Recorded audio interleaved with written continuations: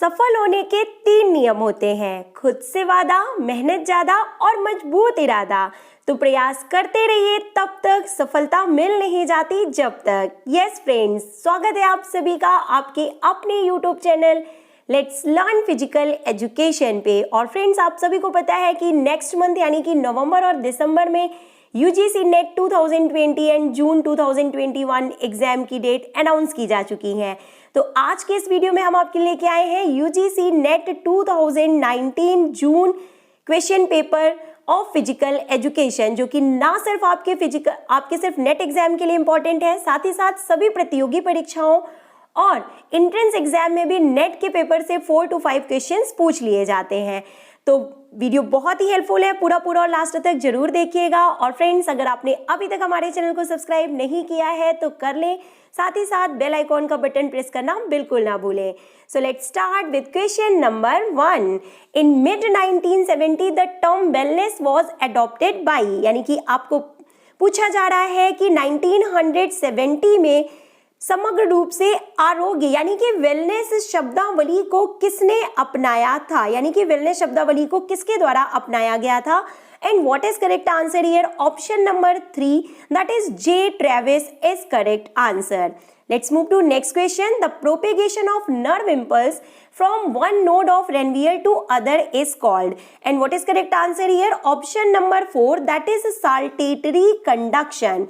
हिंदी में भी क्वेश्चन आपको बता देते हैं कि रेनवियर की जो एक ग्रंथि से दूसरी ग्रंथि में, यानी कि रेनवियर नोड की बात यहाँ पे की जा रही है, तंत्रिका आवेग का रुकना या ट्रांसमिट होना क्या कहलाता है? तो इसे सॉल्टेटरी कंडक्शन यानी कि प्रवल्गी संवहन के रूप में जाना जाता है। Next question, question number 3. The force that provides the body an upward thrust in waterborne condition is. And what is correct answer here friends? आपको बता दें, buoyant force is correct answer. Means वह बल जो पानी के अंदर किसी वस्तु पर ऊपर का दबाव प्रदान करता है उसे किस नाम से जाना जाता है?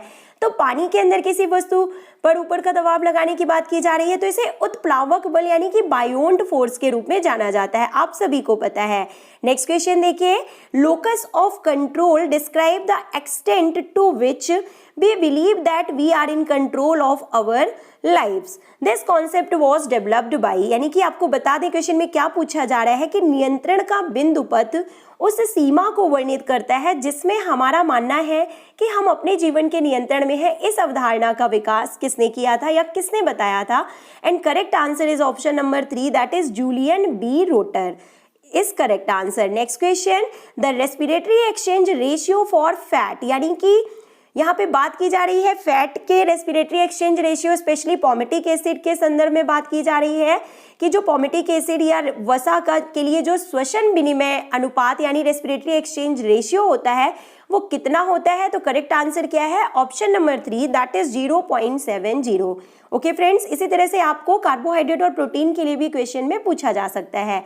नेक्स्ट क्वेश्चन देखिए, which vitamin plays a role or important role in calcium absorption, यानी कि वसा के यानी कि कैल्शियम के एब्जॉर्प्शन में यानी अवशोषण में कौन सा विटामिन जो है वो महत्वपूर्ण भूमिका निभाता है? बहुत ही इंपॉर्टेंट क्वेश्चन है, ये पूछा जा सकता है कॉम्पिटिटिव एग्जाम में। तो what is correct answer here? Option number 2 that is vitamin D. Okay, next question, when a sample is obtained by asking a participant who is initially selected in the sample to suggest someone else who might be willing or appropriate for study, the sample is labeled as. And what is correct answer here? Option number C that is a snowball sample इसे कहा जाता है। आपको बता देते हैं question में क्या पूछा गया है कि जब किसी ऐसे प्रतिभागी जिसे प्रतिदर्श में आरंभ में चुना जाता है को किसी अन्य व्यक्ति जो अध्ययन के लिए इच्छुक या उपयुक्त हो को सुझाव देने के लिए कहकर प्रतिदर्श तैयार किया जाता है तो इस प्रतिदर्श को क्या कहा जाता है? किस सैंपल के रूप में इसे जाना जाता है? तो करेक्ट आंसर क्या है? स्नोबॉल सैंपल के रूप में इसे जाना जाता है। नेक्स्ट क्वेश्चन देखिए क्या पूछा जा रहा है कि what will be the body mass index, यानी कि किसी पर्सन का अगर जो वेट है वो 90 किलोग्राम है और हाइट जो है वो 170 सेंटीमीटर है तो बॉडी मास इंडेक्स क्या होगा? तो फ्रेंड्स, आपको पता है, यहाँ पे करेक्ट आंसर हम बता देते हैं। The correct answer is option number 2 that is 31.14 kilogram पर मीटर स्क्वायर, क्योंकि बॉडी मास इंडेक्स का फॉर्मूला आपको पता है कि weight in kilogram upon height in metre square. इस फॉर्मूले से हम बॉडी मास इंडेक्स जो है वो निकाल सकते हैं।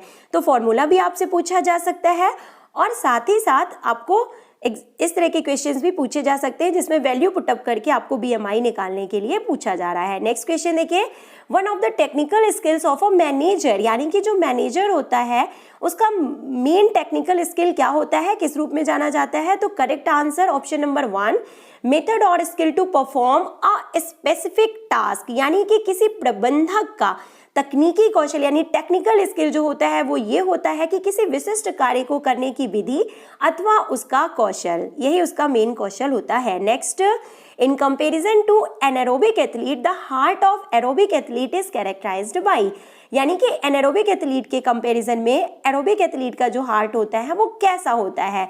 And correct answer option number 1, increased cavity size of left ventricle, यानी कि आपको बता दें कि एनारोबिक एथलीट की तुलना में एरोबिक एथलीट का जो दिल होता है या हार्ट होता है तो उसके बाएं निलय के कैविटी का आकार जो है वो बढ़ जाता है लगातार ऑक्सीजन की प्रेजेंस वाले एक्सरसाइज करने से उसके जो लेफ्ट वेंट्रिकल का आकार होता है वो बढ़ जाता है। This is correct answer. Now next question, the resistance between motion of a solid and fluid is termed as, बहुत ही अच्छा क्वेश्चन है और ये एग्जाम में पूछे जाने की पूरी संभावना है। देखिए यहाँ पे करेक्ट आंसर आप सभी ने गेस कर लिया होगा, फ्लूइड फ्रिक्शन। फ्रेंड्स, ये नेट के पेपर से कुछ क्वेश्चंस मैंने आपको पहले ही बताया है as it is competitive exams में पूछे जाते हैं। तो नेट के प्रिपरेशन के अलावा आपके सभी एग्जाम्स के साथ साथ एंट्रेंस एग्जाम के लिए भी ये पेपर बहुत ही इंपॉर्टेंट है। देखिए क्या पूछा जा रहा है कि ठोस और तरल की गति के बीच प्रतिरोध क्या कहलाता है? फ्लूइड फ्रैक्शन के रूप में इसे जाना जाता है। Next question, the degree of correspondence between the capability of the students and the objective of the instruction is, and what is correct answer? Option number 4, appropriateness of the programme, यानी कि बोला जा रहा है कि विद्यार्थियों के सामर्थ्य और अनुदेशों के उद्देश्यों के बीच संगति का अंशांक क्या होता है? एंड करेक्ट आंसर इज कार्यक्रम की उपयुक्तता। Next question, one of the endocrine is asking one of the endocrinological effect of obesity, यानी कि मोटापे के एंडोक्राइनोलॉजिकल इफेक्ट के रूप में निम्न में से कौन सा जाना जाता है? And the correct answer is polycystic ovarian syndrome की प्रॉब्लम हो सकती है। मोटापे का एक अंतःस्राविकीय प्रभाव यानी कि एंडोक्राइनोलॉजिकल इफेक्ट क्या है? The correct answer is option number 2, polycystic ovarian syndrome.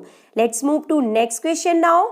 If mean, median, mode and standard deviation are known for a given data set, the person's first skewness coefficient is equal to, and what is correct answer here? Option number 2 यानी कि 3 mean minus mode upon sigma is correct answer। यहाँ पे ये formula जो है वो सही है। नेक्स्ट क्वेश्चन देखिए, नेक्स्ट में क्या पूछा जा रहा है कि the degree to which a measure obviously involves the performance being measured is termed as, and what is correct answer here friends? Option number D यानी कि logical validity।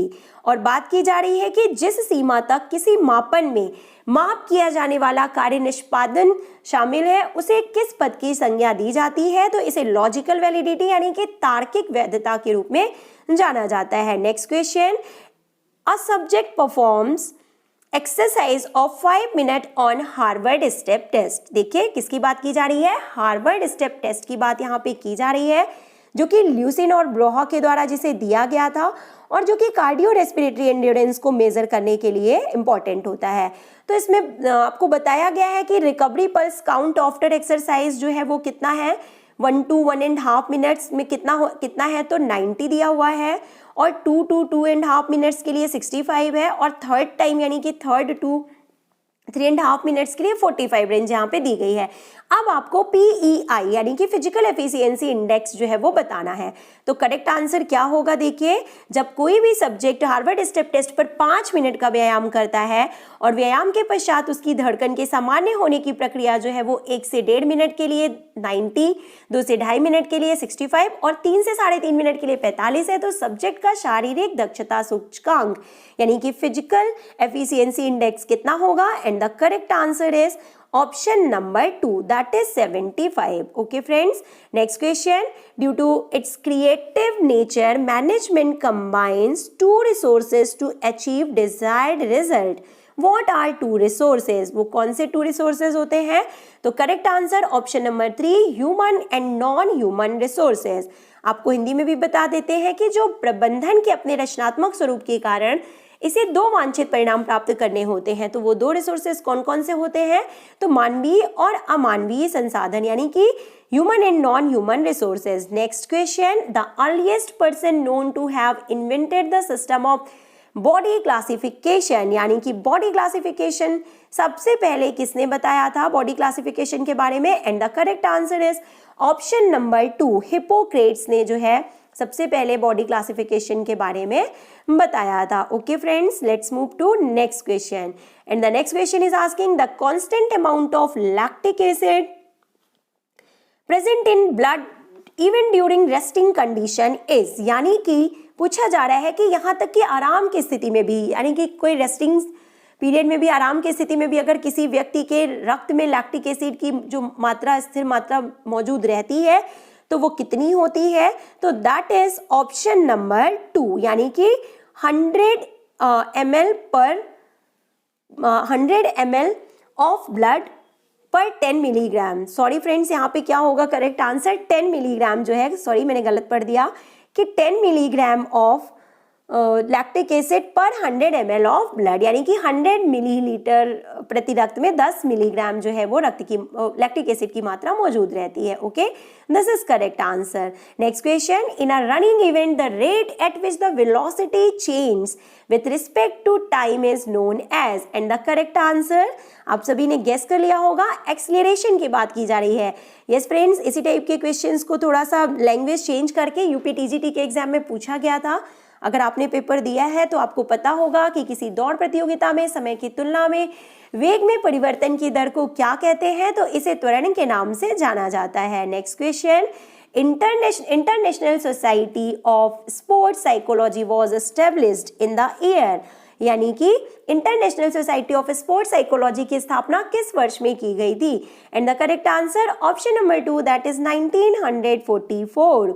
Next question, individualization of instructions is, and the correct answer option number 2, modifying instructions as per the capability of the students, यानी कि बात की जा रही है कि अनुदेशों का व्यक्तिकरण, यानी कि individualization of instruction. And the correct answer, विद्यार्थियों के सामर्थ्य के अनुसार अनुदेशों को आशोधित करना। Next question, the leadership theory is related to management are, और करेक्ट आंसर क्या है यहाँ पे आपको बता देते हैं, option number 2, trait, behaviour and contingency, यानी कि प्रबंधन से संबंधित नेतृत्व सिद्धांत, यानी कि लीडरशिप प्रिंसिपल्स की बात की जा रही है।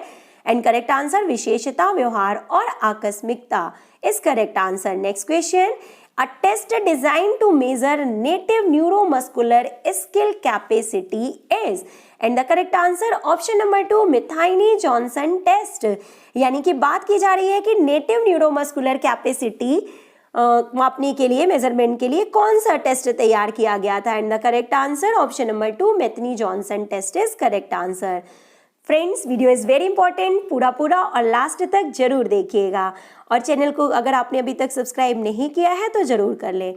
इन classical test theory and obtain score which comprises a person's true score and error score is, and what is correct answer here? Option number 2, that is observed score, that is observed score, यानी कि श्रेणी परीक्षण सिद्धांत में प्राप्तांक जिसमें किसी व्यक्ति का यथार्थ मान और त्रुटि मान शामिल होता है उसे क्या कहा जाता है? And correct answer observed score, यानी प्रेक्षित मान के रूप में इसे जाना जाता है। Next, the aim of sports training is, यानी कि पूछा जा रहा है कि जो स्पोर्ट्स ट्रेनिंग का मुख्य लक्ष्य होता है वो क्या होता है? तो देखिए, बहुत ही इंपॉर्टेंट क्वेश्चन है, इसी तरह के क्वेश्चंस एग्जाम में पूछ लिए जाते हैं सीधे सीधे। And the correct answer is option number 1, improvement of sport performance is correct answer. खेल प्रशिक्षण का मुख्य उद्देश्य खेल प्रदर्शन में सुधार is correct answer. Next question, epidemiology refers to, यानी कि एपिडेमियोलॉजी से क्या तात्पर्य है? And the correct answer is option number 4, science of preventive and social medicine यानी कि महामारी विज्ञान किसको संदर्भित करता है? तो रोकथामकारी और सामाजिक औषधि विज्ञान के रूप में इसे को यह संदर्भित करता है। Sorry friends, next question, the learning of life values and standards of good behaviour from parents can also be called, and the correct answer is option number 2 means primary socialization। यानी कि पूछा जा रहा है कि माता पिता से जीवन मूल्यों और सद्व्यवहार के मानकों के अधिगम को अन्य किस नाम से जाना जाता है? तो सही आंसर आपने गेस कर लिया होगा, प्राथमिक समाजीकरण की बात यहाँ पे की जा रही है। Next question, the readymade intramuscular stores of ATP-PC in human body are, and the correct answer option number 1 that is 570 to 690 mm। यानी कि मानव शरीर में ATP-PC के रेडीमेड स्टोरेज यानी कि इंट्रामस्कुलर स्टोरेज की बात यहाँ पे की जा रही है, तो कितना होता है उसका रेंज? 570 से 690 mm होता है। Next, advantage in form of speed can be obtained using, and the correct answer क्या होगा फ्रेंड्स? देखिए कि निम्नलिखित में से किसका उपयोग करके मैकेनिकल लाभ प्राप्त किया जा सकता है, ये पूछा जा रहा है। लीवर के बारे में यहाँ पे पूछा जा रहा है, and the correct answer is श्रेणी फर्स्ट यानी type first and type third level की बात यहाँ पे की जा रही है। Next question, progressive relaxation technique was developed by, और बात की जा रही है कि उत्तरोत्तर शिथिलन तकनीक किसके द्वारा विकसित की गई थी? And the correct answer option number 1 that is Edmund Jacobson. Next question, the time allotted for physical education programme is directly proportional to, and the correct answer content of the programme. यानी कि पूछा जा रहा है कि शारीरिक शिक्षा कार्यक्रम के लिए जो आवंटित समय होता है वो सीधे किसके प्रोपोर्शनल या अनुलोमता अनुपातिक होता है? तो कार्यक्रम के विषय वस्तु के होता है। Next question, in confirmation of AIDS और HIV virus which of the following test is used, यानी कि एड्स के इन्वेस्टिगेशन के लिए कौन सा टेस्ट परफॉर्म किया जाता है? तो करेक्ट आंसर यहाँ पे एलाइजा है, यानी कि एंजाइम लिंक्ड इम्यूनोसॉर्बेंट एसे, यानी कि HIV की पुष्टि के लिए किसका उपयोग किया जाता है? तो एलाइजा टेस्ट का प्रयोग किया जाता है। Next question, which is not in purview of the principles of cyclicity of training characteristic, and the correct answer is option number 2 single cycle of training should be formulated for top form। यानी कि पूछा जा रहा है इसमें कि निम्नलिखित में से कौन सा प्रशिक्षण विशेषताओं की साइक्लिसिटी यानी चक्रीयता के सिद्धांतों के दायरे में नहीं आता है, यानी कि सही नहीं है।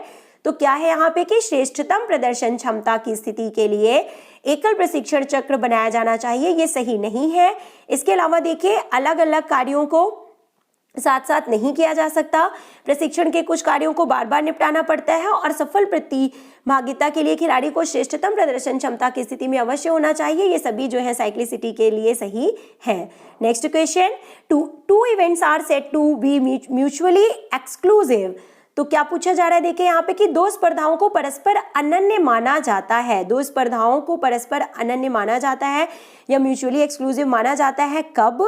जब देखिए यहाँ पे option number 2 is correct here, when one of them can not be expected to occur in preference to other event, यानी कि जब दोनों में से किसी एक स्पर्धा के अन्य प्रतिस्पर्धा से पूर्व घटित होने की प्रत्याशा नहीं की जा सकती है, तो इन्हें दो स्पर्धाओं को परस्पर अनन्य नहीं माना जाता है। Next question, a man weighing 150 lbs has a 30% body weight, how much this man shall weigh if he reduces his fat percent to 25, यानी कि बोला जा रहा है कि 150 पाउंड वजन वाले एक व्यक्ति के शरीर में 30% फैट है, यदि वह व्यक्ति अपने शरीर की वसा को घटाकर 25% कर लेता है तो उसका वजन कितना होगा? And the correct answer is option number 4 that is 140 pound. Okay friends, तो आज के इस वीडियो में हमने आपको 25 टू 26 क्वेश्चंस को सॉल्व करा दिया है। नेक्स्ट वीडियो में हम आपके लिए नेक्स्ट क्वेश्चंस लेके जरूर आएंगे। वीडियो पसंद आया हो तो लाइक कीजिएगा, अपने फ्रेंड्स को शेयर कीजिएगा। मिलते हैं बहुत जल्द नेक्स्ट वीडियो में। Till then take care, good bye, have a nice day.